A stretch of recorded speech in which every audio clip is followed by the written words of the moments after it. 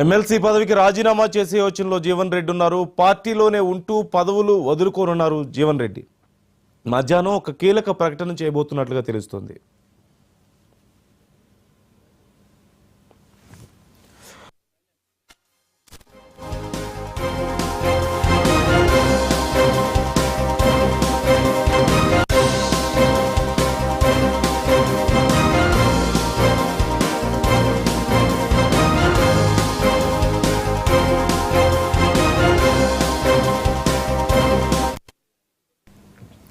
తన ఎమ్మెల్సీ పదవికి జీవన్ రెడ్డి రాజీనామా చేసే యోచనలో ఉన్నట్లుగా తెలుస్తుంది. పార్టీలో ఉంటారు కానీ పదవి మాత్రం నాకొద్దు అని జీవన్ రెడ్డి నిర్ణయం తీసుకున్నట్లుగా తెలుస్తోంది.